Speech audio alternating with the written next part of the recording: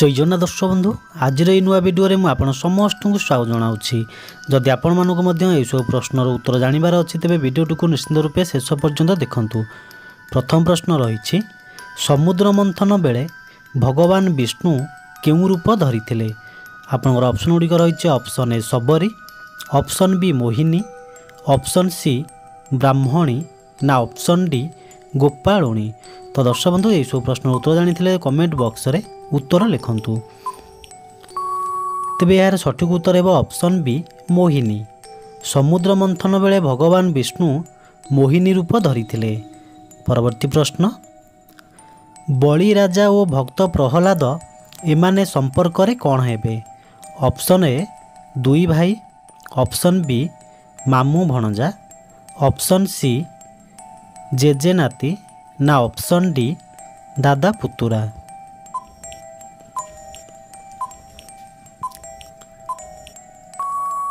तेबे यार सठिक उत्तर है ऑप्शन सी जेजे नाती। बलि राजा और भक्त प्रहलाद एमाने संपर्क रे जेजे नाती हेबे।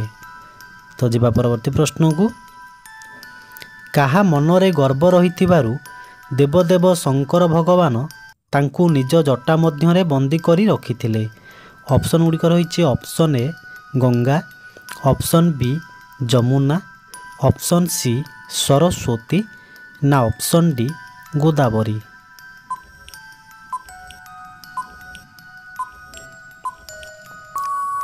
तेबे यार सठिक उत्तर है ऑप्शन ए गंगा। माता गंगा मनरे गर्व रहिथिबारु देवदेव शंकर भगवान तांको निज जटा मध्यरे बंदी करी रखिथिले। परवर्ती प्रश्न हरिश्चंद्र और शैब्यांक पुत्रर नाम कौन थिला? आपण मानन पे ऑप्शन गुड़िक रही option A Rohitvar, option B Rohitabh, option C Rohitan ना ऑप्शन डी रोहित।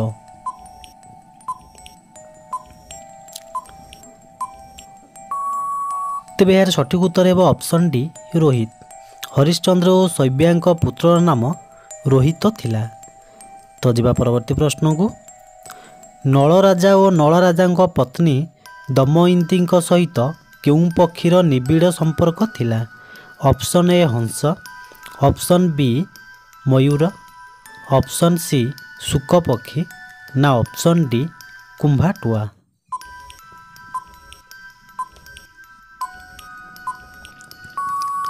तेबे यार सठिक उत्तर है ऑप्शन ए हंस।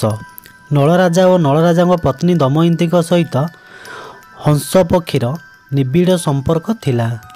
परवर्ती प्रश्न सरस्वती को बागदेवी नाम किए देइथिले? आपण मन पे ऑप्शन गुड़िक रही option A Vishnu, option B Brahma, option C Narad ना ऑप्शन डी ऋषि अंगिरा।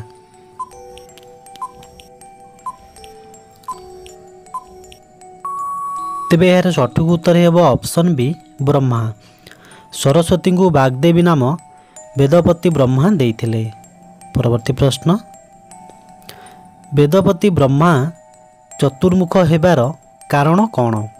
आपण मन पे ऑप्शन गुड़िक रही ऑप्शन ए चारि दिग सृष्टि पाई, ऑप्शन बी चारि वेद प्रकाश पाई, ऑप्शन सी सृष्टि को देखिबा पाई ना ऑप्शन डी धन अर्थ काम मोक्ष देबा पाई।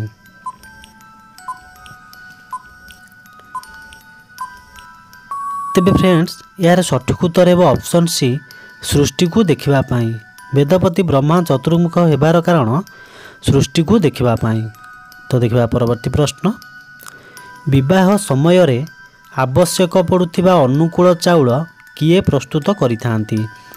ऑप्शन गुड़िक रही ऑप्शन ए बरर माता, ऑप्शन बी बरर माई, ऑप्शन सी 7 जन स्त्री लोक ना ऑप्शन डी कुल ब्राह्मण।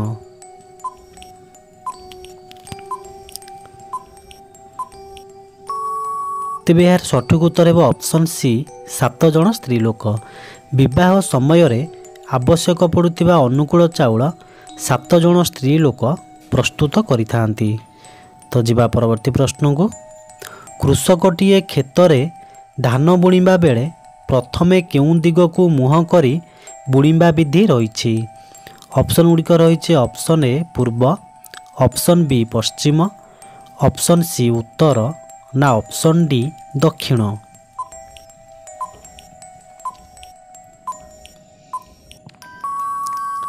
ତେବେ ଏହାର ସଠିକ୍ ଉତ୍ତର ହେବ ଅପସନ୍ ଏ ପୂର୍ବ ଦିଗ।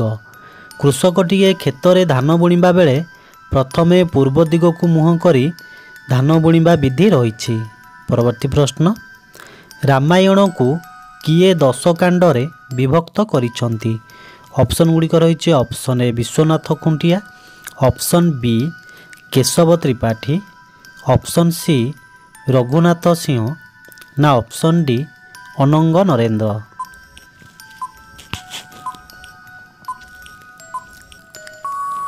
ତେବେ ଏହାର ସଠିକ୍ ଉତ୍ତର ହେବ ଅପସନ୍ ବି କେଶବ ତ୍ରିପାଠୀ। ରାମାୟଣକୁ କେଶବ ତ୍ରିପାଠୀ 10 କାଣ୍ଡରେ ବିଭକ୍ତ କରିଛନ୍ତି। ତ ଯିବା ଆପଣଙ୍କର ପରବର୍ତ୍ତୀ ପ୍ରଶ୍ନକୁ। ମହାଭାରତ କଥା ଅନୁଯାୟୀ ଭୀମ କାହା ପ୍ରେମରେ ପଡ଼ିଥିଲେ? ଅପସନ୍ ଗୁଡ଼ିକ ରହିଛି option A Ulupi, option B Draupadi, option C Vindhyavali ନା ଅପସନ୍ ଡି ବେଲାବାଳୀ।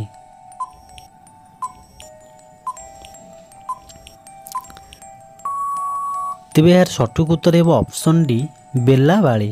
ମହାଭାରତ କଥା ଅନୁଯାୟୀ ଭୀମ ବେଲାବାଳୀଙ୍କ ପ୍ରେମରେ ପଡ଼ିଥିଲେ। ପରବର୍ତ୍ତୀ ପ୍ରଶ୍ନ, ଅଶୋକ ବନରେ ମାତା ସୀତା କେତେ ମାସ ଥିଲେ? ଆପଣମାନଙ୍କ ପାଇଁ ଅପସନ୍ ଗୁଡ଼ିକ ରହିଛି ଅପସନ୍ ଏ 12 ମାସ, ଅପସନ୍ ବି 14 ମାସ, ଅପସନ୍ ସି 8 ମାସ ନା ଅପସନ୍ ଡି 6 ମାସ।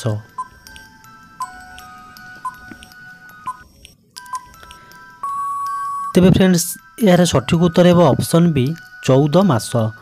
ଅଶୋକ ବନରେ ମାତା ସୀତା 14 ମାସ ରହିଥିଲେ। ପରବର୍ତ୍ତୀ ପ୍ରଶ୍ନ, ପୁରାଣ କଥାନୁଯାୟୀ ରାଜା ବଳି କେଉଁ ରାଜ୍ୟର ରାଜା ଥିଲେ? ଅପସନ୍ ଗୁଡ଼ିକ ରହିଛି option A Shrinit Kataka, option B Madhu Kataka, option C Sindhu Kataka ନା ଅପସନ୍ ଡି ଅସତୀ କଟକ।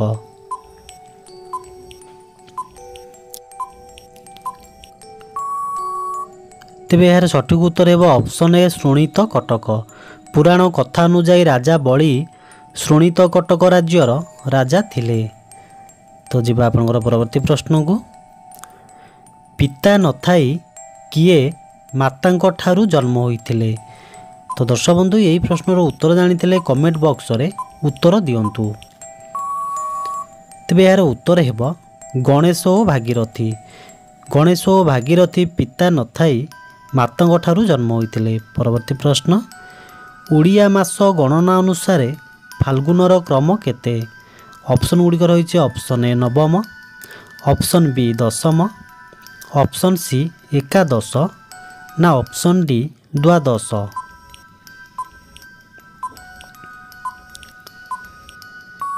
ତେବେ ଏହାର ସଠିକ୍ ଉତ୍ତର ହେବ ଅପସନ୍ ସି ଏକାଦଶ। ଓଡ଼ିଆ ମାସ ଗଣନା ଅନୁସାରେ ଫାଲ୍ଗୁନର କ୍ରମ ସଂଖ୍ୟା ହେଉଛି ଏକାଦଶ।